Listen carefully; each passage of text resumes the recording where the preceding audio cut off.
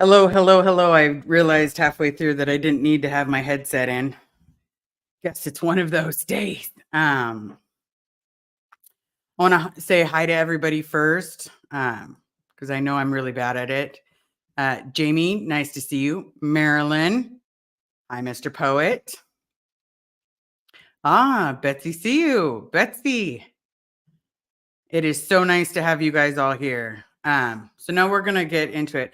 I don't know if any of you guys read the subscription. The video was originally supposed to start at 6, but unfortunately, one of my good friends was at 6 as well, and so I didn't want to take anything from him because we all work in a partnership, and the partnership is very strong. Never ends, and the born ends. We've got to work together. And so that's what we're doing is we're working together. Um, Today it's going to be a little different. So my whole plan was, um, let me take my glasses off because I need the readers. Um, Sometimes it's crucial to remember the act of moving on is more significant than forgiveness itself. I recognize the importance of taking accountability for my actions and strive to improve beyond the circumstances I have faced, circumstances I have faced. As I embark on a new chapter after my time in the Sea Org, my focus lies in basically getting better. Um, it's one of those situations. Some people had asked basically, what was it like coming out as gay? It wasn't like a walk in the park. For me, I hid it for years. I was known as for lack of better terms, it was more of a flame dame.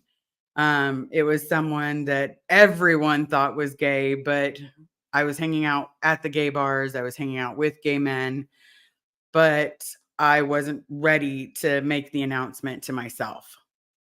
After all, I'd basically just left the Sea Org and well, not just left. We're talking like couple years later, I finally started going out to bars. I wanted so much to scream to the heavens, like, "Hey, everybody, I'm gay too. I'm the gay. Please be the gay with me." And it was impossible. Those words could not come out of my mouth. It basically turned into a situation where for 6 months, I was hiding my own sexuality from my friends and keeping girlfriends on the side completely out of the light. And I don't know if it was because I was scared for myself, like they're gonna catch me in a gay area that's filled with a lot of gay people and suddenly they're gonna corral us.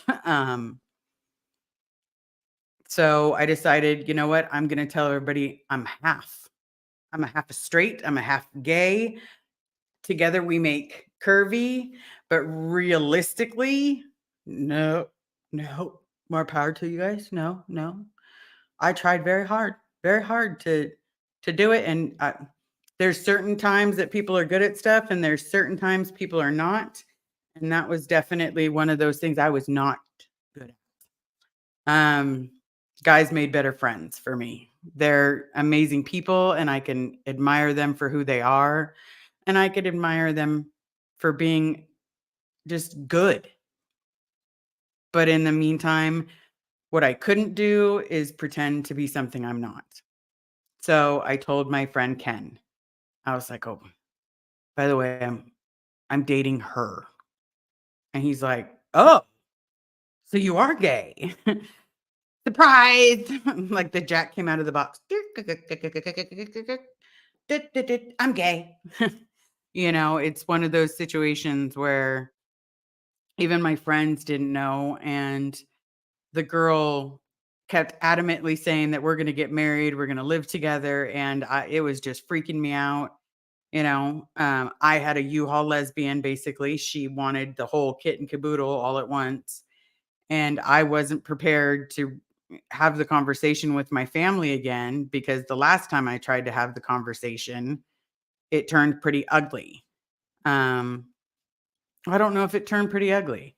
See, my mom knew that I was bi, that swam in both seas, because that is what I told her before I joined the Sea Org. Here's the problem, though. My mom gave me a heads up. They will act like you should die if you do it. Remember, you can't be a practicing gay. And I can't, she used to basically insinuate that I could potentially die. Um, like I could almost like be put in the brig, but really be put on the RPF. And, why put myself through that? So I had decided I'm just not going to be gay. The trick is you just don't have to be a practicing gay. Um, but I couldn't hide who I was once I was out. It was okay, like let's be sneaky here and then not be sneaky here. And so finally I was with a girl that was like, I can't date you because you're in the closet. And so I decided, you know what, I'm just going to make the announcement to everybody and fine. I'll redo this. I'm going to start with my dad. I'm going to tell my cousin Felicia because, if there's a chance I'm going to lose them, then let's suck it up and take it. So I message my cousin Felicia because I don't have her phone number. We're not on good terms. That was before I even said I was the gay. She's just like my family and extremely homophobic, even though now she rocks a equality flag. Um, yeah, let's not get me started on that one. But then you think about it and it's like, okay, these two people, if one of them says goodbye to me, it's okay because I'll still have the other one. So I was fully prepared for Felicia not to say a bloody word, not to acknowledge my communication, just be her normal self. My dad, though, because of being in Scientology, I thought there's a good chance I'm going to lose him. And so I was crying on the phone. I was blubbering like it was like the full kit and caboodle, everybody. When I said like I had snot dripping down my nose, I had tears pouring out of my eyes, and it was just I thought there was only one gay person per family, and my sister's gay. And I chuckled. It sounded funny. Like again, now I'm questioning whether or not he was serious or not, because I don't really know. Hey Karen. Um, just so everybody knows. Hi Stephanie. Think- Um, Marilyn, I love you. Denver, I see you. I see you, buddy. Okay, before I do continue, Denver's got a live at 6 o'clock. Anybody that's here and available, I'd really like you, once we're done, if you can shuffle on over there. He's got some amazing things to say. Don't forget to like, don't forget to subscribe. He's a good man. And ladies, he's single. I'm just saying. Very single. Okay, back to the point.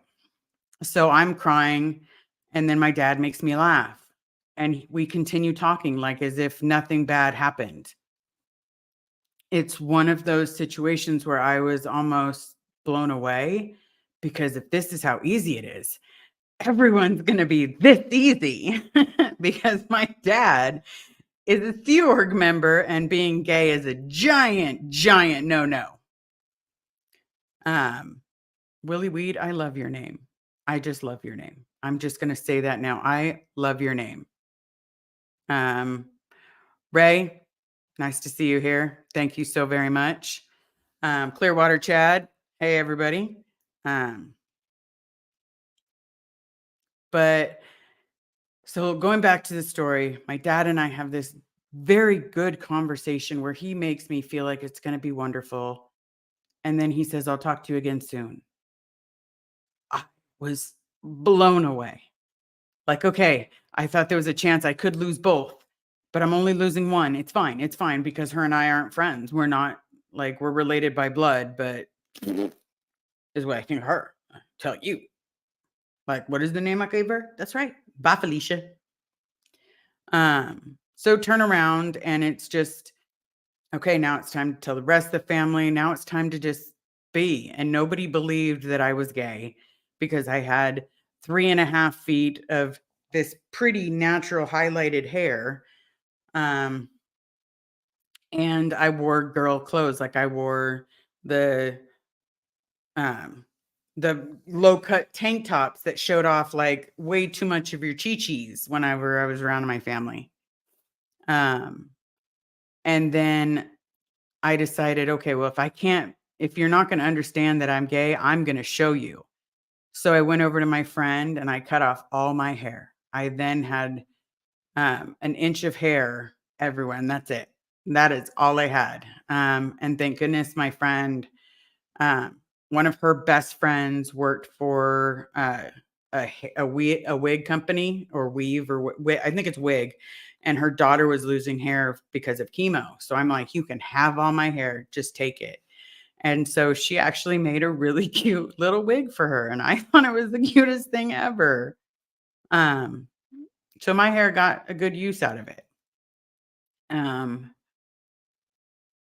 I went to Macy's and dropped probably about like $2,000 and got nothing but men's shirts, men undershirts, and boxer briefs, like real full on boxer briefs, and not just like the six I had from when I was on my own time. Um, but I then went to my house, I emptied all of my closet, stuffed it into garbage bags, and took it to Goodwill. So when I went over there, I had nothing to fall back on except this. This was how it was going to be forever. And my mom didn't take it well. She needed a little time. She kept telling me that I need to get my TRs in. She kept telling me that, am I sure? I don't know if it's telling me or asking me, but she kept repeating that same phrase. And I'm like, I'm gayer than gay. Like gay is a rainbow. Like there's no swagger in this pimp walk. Like I just kept going on and on and on and on, trying to like pull up new age, at least new age stuff. Um, I tell my mom takes a little bit of time, but she's now fully aware. I tell the rest of the family, they're kind of aware. Hi, Tony. Hold on. We're going to stop that for a second because I got to read this real quick, everybody. I'm sorry. Liz, this part of this society scares me. This is okay. Jamie Palmer. This part of society scares me. It's deemed okay to have an opinion on how a group of people are born, and it doesn't affect um, others at all. Society's always going to be like that. There's always going to be a split for right now. And I shouldn't say always because you know what? You guys have given me a whole new look on this because you've not judged me once for being gay. You've not said, "Oh my God, she's the gay. Why would I want to talk to her? You know, why would I want to listen to the shit she went through?" You've never done that. So, you know what? I think society is changing, and sometimes we have to change along with it so that way we make it a better place. There's still going to be doo doo out there, but let's make it a little bit better. So in that story, I then dated quite a few people. I got on the hoe train, as Alex would say, choo choo choo choo, because I was scared to commit to anybody. I was scared that it wasn't something that I was capable of because here my parents couldn't hold down a relationship, and I didn't know if I was going to be capable of really being loved. And so I stuck my tail between my legs and I danced in relationships, never took anything too serious. If it did get serious, then I made sure that it got destroyed quickly. Like I self-sabotaged. There's no ifs, ands, buts about it. I self-sabotaged. And then I met a girl that I thought I could settle down with. And she said she wanted to get married one day. And then lo and behold, she's like, "Oh, did you know you can add me to your insurance?" Hi, Kayla. So never in I love your name too. Why are though these names amazing? goodness. Hi, Stephanie. Um, but you then turn around and you can't commit to that relationship. You start to commit, but then it falls apart and then start to commit. And then she said that sentence where she was like, "Hey, if we get married, you can add me to the insurance." Okay. I didn't bother me one bit because I knew she needed insurance for her and her daughter. So I was like, doesn't bother me. So we go and have, a big similar to a civil union. We had just the papers, not the marriage. It was just saying that we're together. We're we're a couple. But it was legally binding. Um, I'm thinking, oh my goodness, does this kind of mean I'm married? Um, and then it wasn't even 2 days later, and she came home and told me she was pregnant. So, as you guys can do the math, that's not possible. Two plus size batteries will not work together. Two negatives don't work together. It's kind of how life works. It's just basic anatomy. And then turn around. And so we go and we get an annulment, and I was granted an annulment. And I decided I'm never going to be in a relationship. These relationships are stupid. They're just as bad as in the Sea Org. Like, you don't really love each other and you want to be with other people. So then, come to find out, it just wasn't the right one. We tried to be friends after a couple years and it did not work. I could not get past that she didn't have a lot of integrity. Um, she was one of those people. Um, I did get with a few other people, and then I realized I wanted to settle down, but then I couldn't find an equal partner. I found myself judging the people I was with, and that bothered me. It bothered me that I was judging their intelligence. Like, um, we tried to watch, for any of you that don't know, we tried to watch, oh God, and we're going to need some movie trivia help. It's got Tom Hanks in it. It's about Jesus, the Rose Line. Um, I can see the book in my head, but I can't for the life of me remember the movie. Da Vinci Code. Oh, yes, I can. So we're watching Da Vinci Code, and what is a normal 2-hour movie took us a little over 6 hours to watch, because we kept having to pause it so that I could explain to her what they were trying to talk about. And then I felt horrible because I was judging her for not being very intelligent. And instantly that relationship pretty much ended. Like, I couldn't do it. I couldn't be with someone that I would sit and judge. And I was very upset with myself for judging. Should have gone to therapy, right? Like, I should have gone to therapy. But date a few other people. We're going to pass on like almost 17 years later, and I meet Carrie. Now, some of you have asked how Carrie and I met. Um, the best way I can explain it without getting too dirty, guys, because I do want to keep it to 45 minutes. Um, a friend of ours had invited us to a sex toy party. I when I was part of my family before my family basically, well, we all cut ties. Okay, let's just say they no like the gay. They no like me. Um, so they cut ties hard, not a little bit, where it's just been my mom and I. We,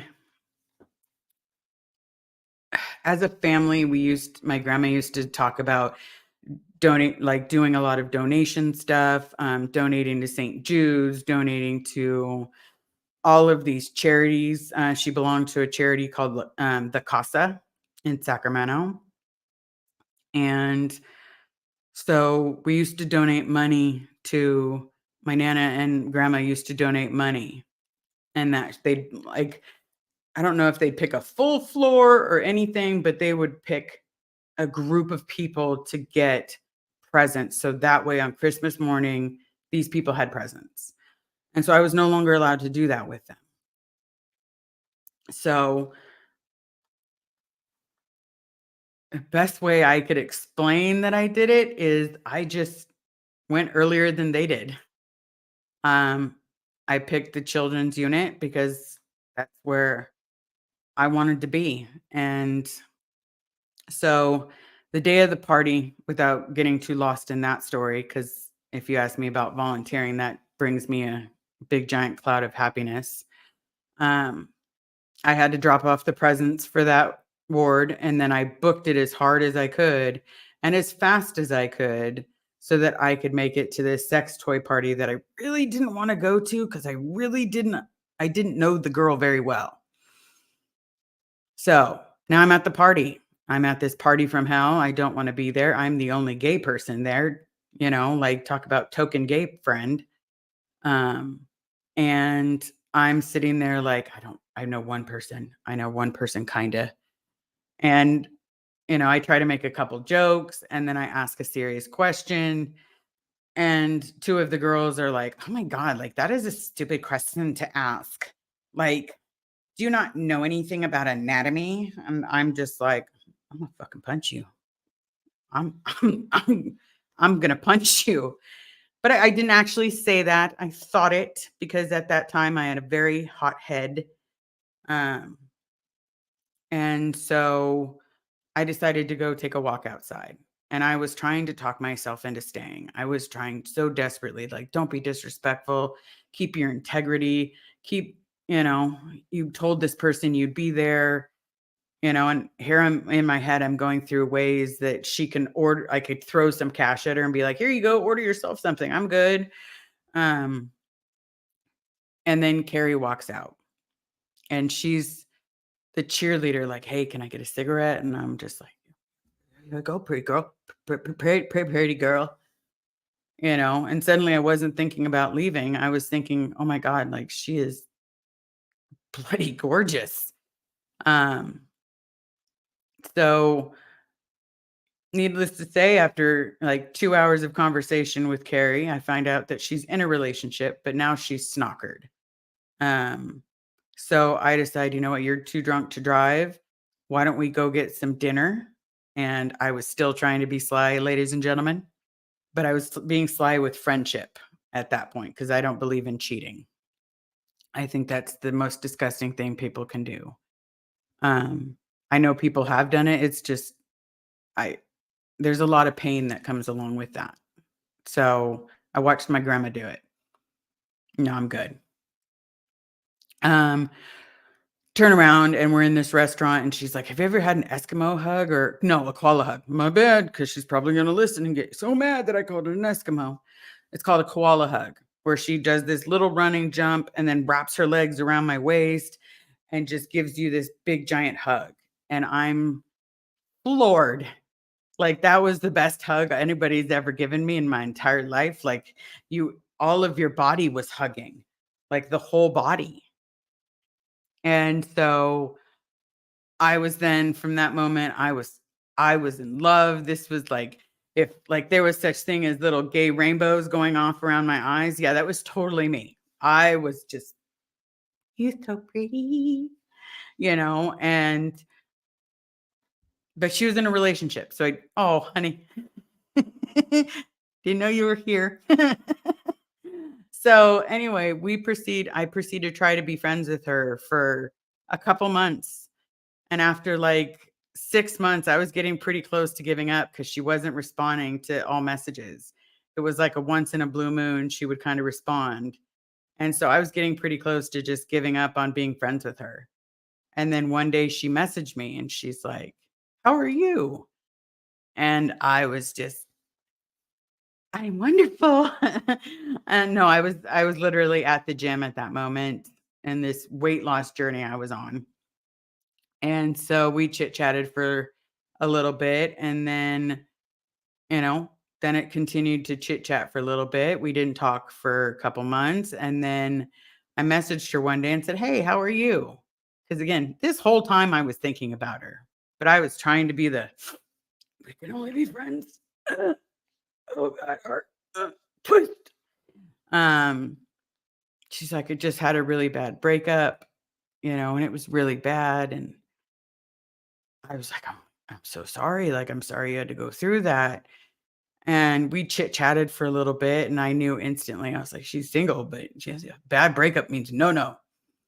So we chit chat for a little bit. She invites me up to her birthday to basically have one of those, sex toy parties for her birthday.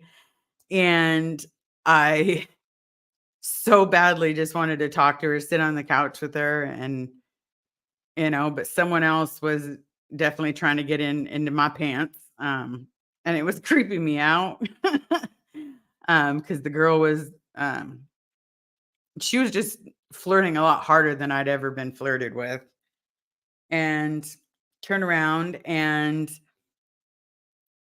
there's my love, and it's like, I stay and I chit chat with her till, like, 3 in the morning, and it was the best conversations that I'd had, and realistically, everybody, I was stalling conversation because all I wanted to do was kiss her, but I didn't wanna lose her friendship that we were building, and she just had a breakup. So, we continue the um, talking back and forth, checking in on each other. She's slowly becoming like my best friend. And yeah, in 2 years, people, Liz was patient for, hold on, I gotta show you guys this.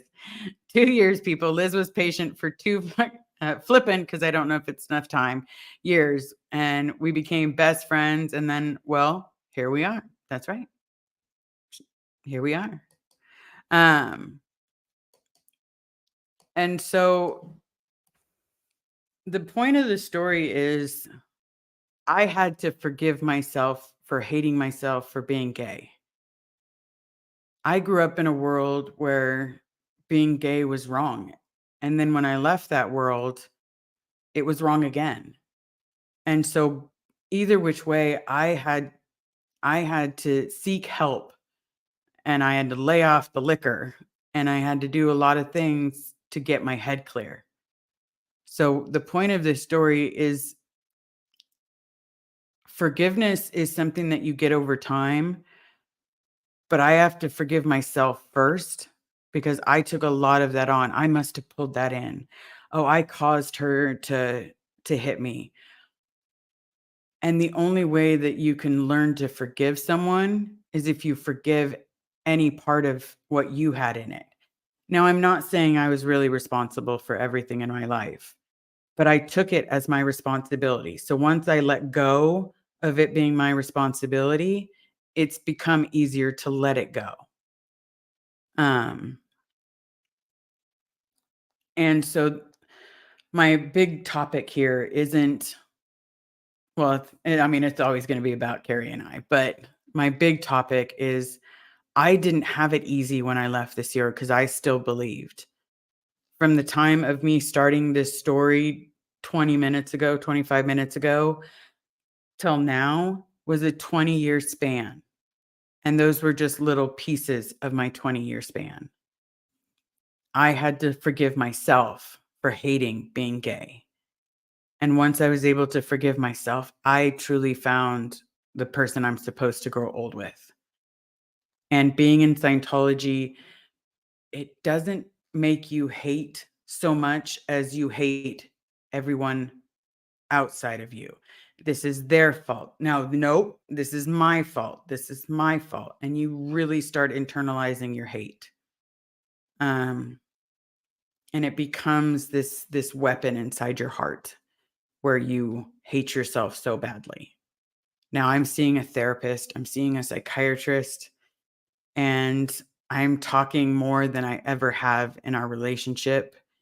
And it's literally become the greatest thing was to forgive myself for taking on the responsibility of this was my fault. Um, I know some of you wanted to know if I forgive my father, if I forgive my mother. I forgive the responsibility that I took, that it was my fault. How about that? They still need to own their own responsibility, but I can be better and forgive my part of it. I don't have to hold a grudge. I just have to forgive my part of it. And my part was feeling like I did something myself. So here we are at 30 minutes. I did see quite a few things pop up. If you have questions, um, I wanted to get out the reason that being gay for me is a little tricky. Um, but at the same time, I'm happier than I've ever been just being me. And that's all I can ask for everyone is just be you. So I hope that explains some of the situation, some of the forgiveness. Some of you wanted to know how Carrie and I met, or at least that was the best version I could give you with being, PG, and trying to still go through puberty as my voice cracks. Um, I love you guys all. I did see this one pop up. Amy Delp, I love you too. Hey, you guys have gotten me to 800. I technically only have 200 left. If I get one more subscriber, then I only have 199. um, so it's just one of those things where it's like, ooh, I'm almost there.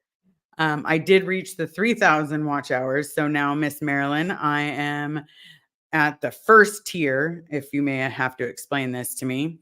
And then the second tier is 1,000 more. And that's when it starts pushing your videos to more people because of the commercials that it's on. So that way it can, you know, hit you in all those different spots.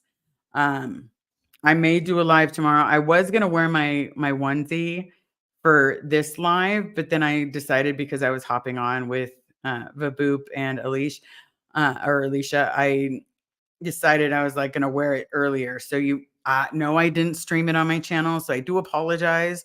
I was just there for my friends. Um, so if you guys want to see it, go hit up Vaboop's channel. And if you didn't know who Vaboop is, that is Vanessa at the Gray Zone, or the Gray Zone with Vanessa. But she's got the onesie on there, which I intend to rock as much as possible. I want to say thank you, everybody, for the gifts. Yep, right there. Don't forget to smash that like button, hit subscribe. Every little bit helps. Um, if you do have any questions, oh, you hold on, Renee. I saw your Charizard, right? Wasn't it awesome? I'm just saying, it was pretty. Like I look like Charizard, and the hood is Charizard's face. So sorry, I'm gonna nerd out because I think Charizard's amazing. Oh, we have a few people watched it. Okay. Kyla, Liz, can you chase down the mailman and call my employees? Did it last week. Can I chase down the mailman and call my employees? I don't get it. I'm probably sure that I should. But maybe I'm wrong. If there's something I'm missing, you can always email me at savebobferris@gmail.com. It's probably a joke, and right now I don't understand it. So I apologize. So if nobody has any questions, again, remember, you've got 10 minutes until you get to see Mr. Denver Stevo. Oh, to get more subs. I apologize. Whoops.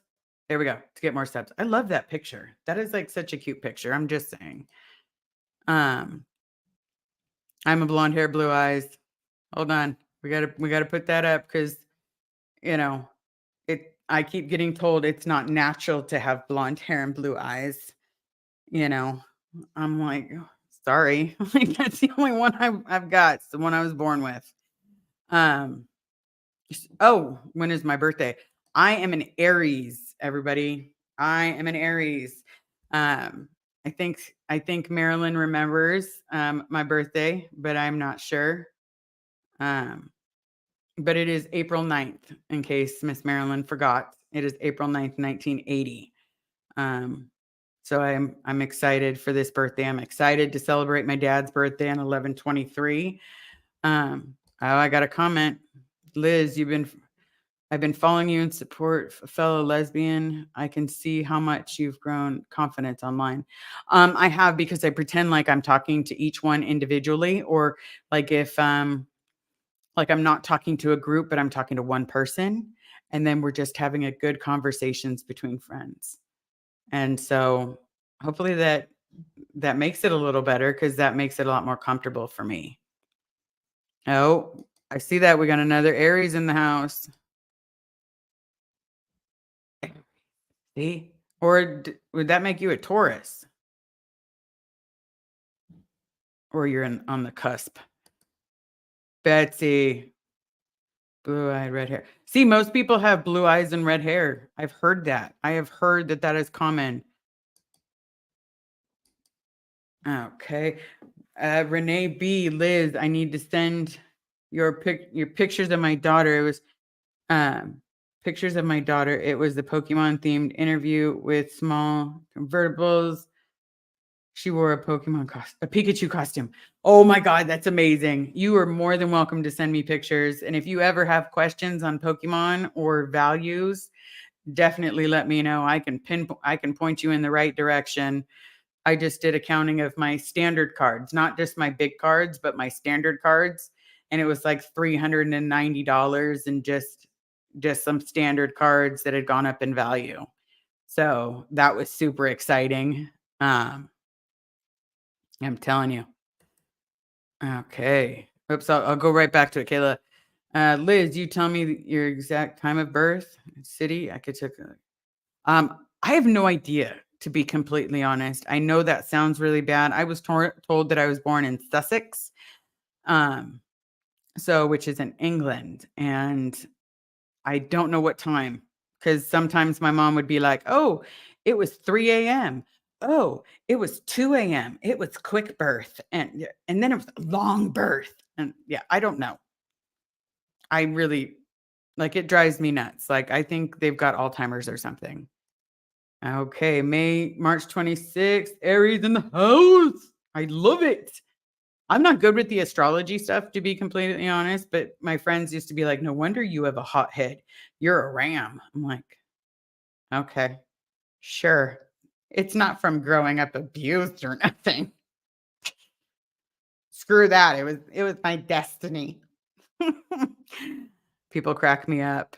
Um, Birth is on birth certificate. My mom lost my birth certificate. So I have placed an order to get a new one. So we're gonna see. I had to give them all my information. So we'll see. We're gonna go from there.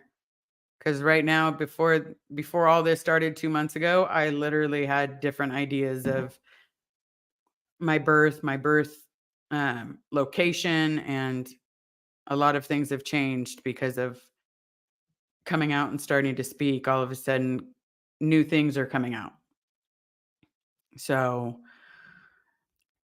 you know, but I think it's got to be a little correct, because I do have my British passport, and is everything that I have on there is citizen. No, it says dual citizen, but still, it's, you know, either which way. I go to London all the time. I go to Manchester all the time. You know, I love me some Sussex. You know, that's sarcasm. That's the best kind of sarcasm I got. No, Sussex, no. I'm all about Manchester, and London is actually probably my favorite. And we're gonna go with London, since I do have a tattoo of um see if everybody can see. We've got Big Ben, we've got the wheelhouse, all about the Ferris wheel, I'm saying. Dual citizenship sounds super cool. It kind of is, because on certain areas that you're not welcome with your United States passport, it's good to have your British passport with you, because then you can get in. Otherwise, you'll be sleeping in an airport. Um, let's see. Contact the registry's office. where you were born. That's what I've been doing. Um, but the hospital keeps changing with my mom, and since everyone that was there when I was born is dead or behind walls of Scientology, I don't know yet. So I've sent it to both locations and enlisted my godmom to help me since she's in Manchester, and we're gonna get this down to the wire and figure this all out. Okay, Sarita, yeah, Sarita. Liz, my daughter and granddaughter get the blonde hair and blue eyes from their father. Yeah, my dad's DNA is strong, and I mean strong. Because I mean, the only thing I look like when it comes to my mom is I'm chunky, but I'm gonna hopefully get rid of that as quickly as I can. Um, oh, Miss Chiefs.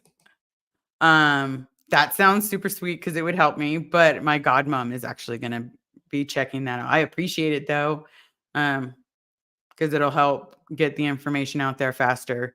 So everybody, it is 5:56. I don't want to cut this short. Maybe we'll do another one tonight. If not, probably tomorrow. I do want to say don't forget to tip your waitress or your waiter. Be kind to everybody in the comments. And please smash that like, subscribe. I do see one quick question. Let me throw it in there. Comment, my oldest is blonde with blue eyes. See? Good ones. Oh, oh God, people. We got to make it. Question, do tattoos hurt? Honestly, for me, no. I find them very relaxing. I've fallen asleep getting my ribs tattooed. Um, for me, it feels like if you have a sunburn and you just scratch a sunburn, that instant pain you get, but repetitiously.